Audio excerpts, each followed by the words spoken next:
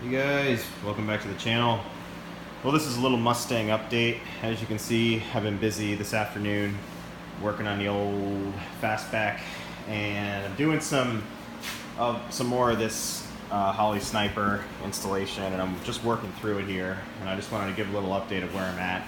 Right now I'm still in the plumbing phase, which is basically, let me take you under here and I'll show you what I mean. Right now, so I'm running this Earl's 3/8 inch vapor guard fuel injection hose,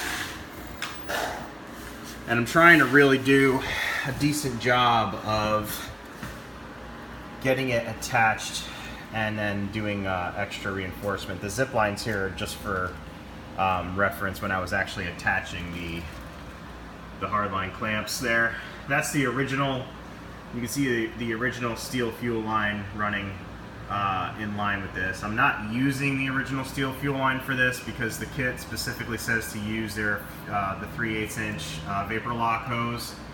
So I'm keeping it intact though, because I don't want to ruin anything or remove anything off the vehicle in case this thing ever gets put back to carburation.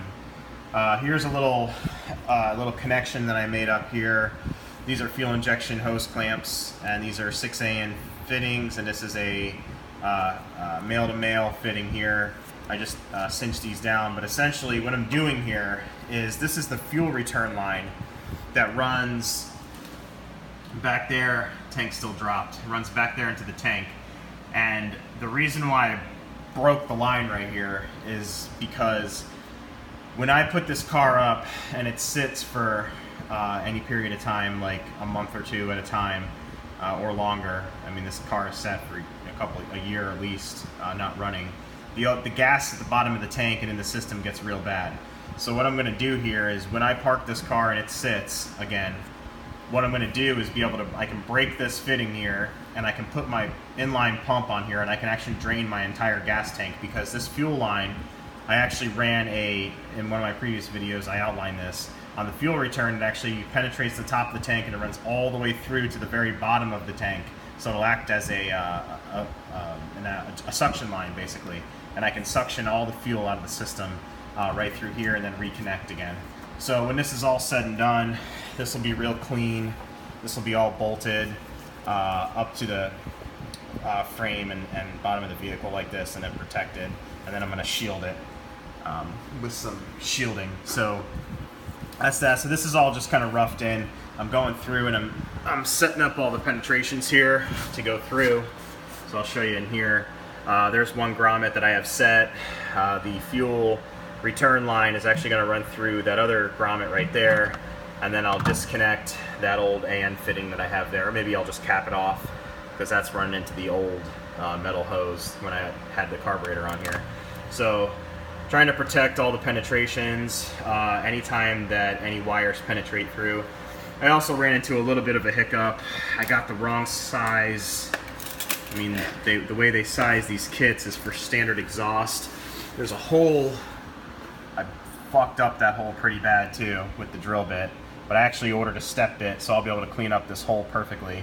That's at a 10-degree tilt where this oxygen sensor goes in like this, and it's gasketed off, so the hole, the cleanliness of the hole doesn't matter, but I know it'll be there, so it'll bother me. So I'm going to clean it up. But that goes here. But the problem with that is they supply these exhaust clamps, but they're only for, I think, let's see, what's it say there? 2.36 to 2.72, so yeah, 2.5 inch exhaust. And that's not going to cut it. This is a 3-inch exhaust on here. This back here is all temporary. All this exhaust is being removed all the way to the collector and getting re-welded on. This is just temporary, so when I start the car up, it doesn't sound like it's got open headers. I actually have, those are Flowmasters on it now. I actually have 3-inch MagnaFlows that are going on it, and I'm going to take it over to R&P Automotive, and they're going to weld in a whole system for me. So please don't pay attention to that. That's disgusting. But yeah, it's gonna go on here. So I just had to order these clamps. These things are $10 a piece, so these are now useless. I can't use these. Those come with the kit. So that's the next phase there. Then if I take you up underneath here more, we got I'm doing a lot of the plumbing here. You can see, really get in here.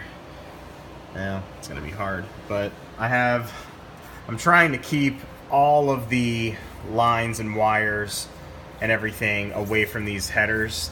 These things get super hot. I still have some more attachment to do back here. And anywhere you see a zip tie, it was just temporary until I was able to get the actual clamps installed there. But I'm gonna go ahead and get those done. Hi, honey. So that's the underneath of the vehicle. And then, let's see, moving on to, where's that?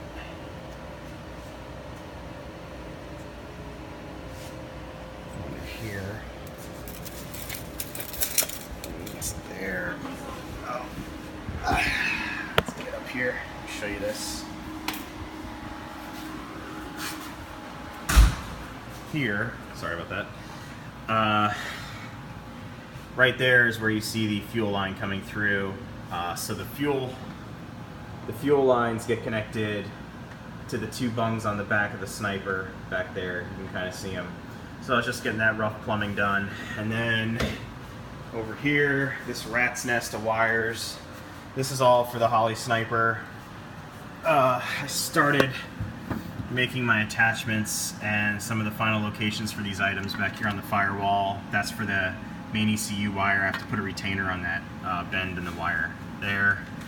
If I can get this stable here, I can show you. This down here, that's the fuel pump wire. So this is the fuel relay that goes through here. That penetrates, the blue wire penetrates down there through the side of the fender wall with a grommet. That's for the fuel pump. That's what runs the fuel pump for the Sniper. So that gets done.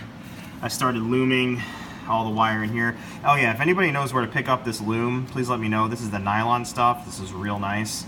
I need to get more of this, but that goes here. This is the transmission fluid dipstick that needs to be reattached. I have to make a bracket.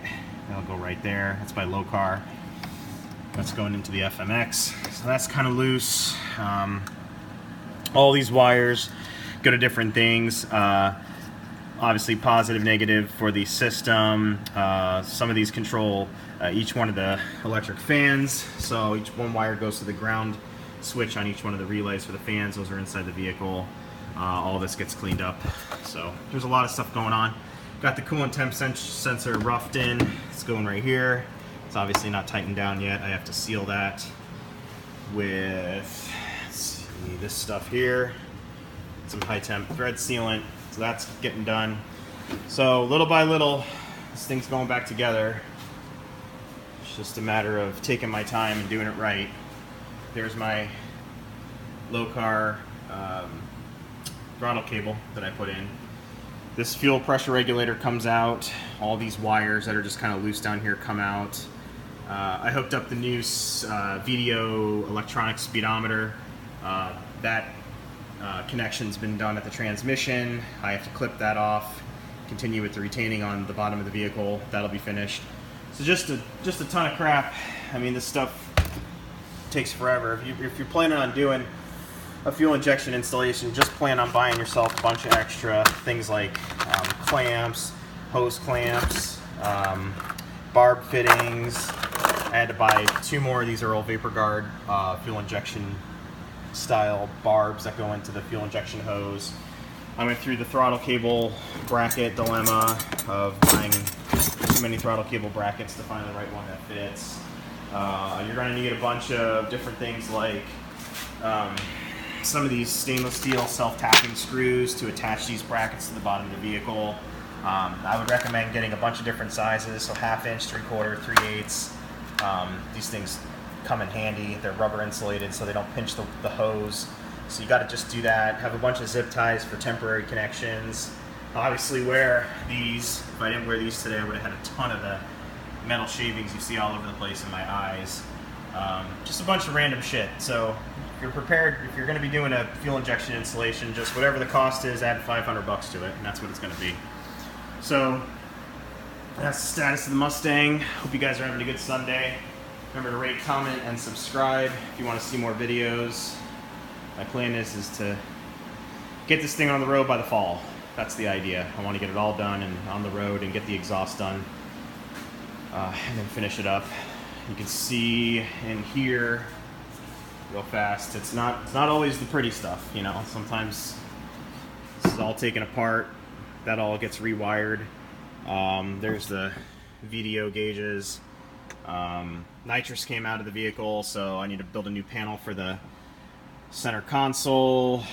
Yeah, it's just a bunch of stuff, but it'll go back together. It'll look pretty. It'll all be done right. Oh yeah, I moved the MSD ignition to underneath the glove box. You can't see it in there, but all the MSD and all the connections and everything are neatly installed under the dash now. They're out of the hood of the vehicle, so they don't get wet and crappy. So little by little, just chipping away at it. So anyways, guys, thanks for watching. Happy Sunday. Talk to you later.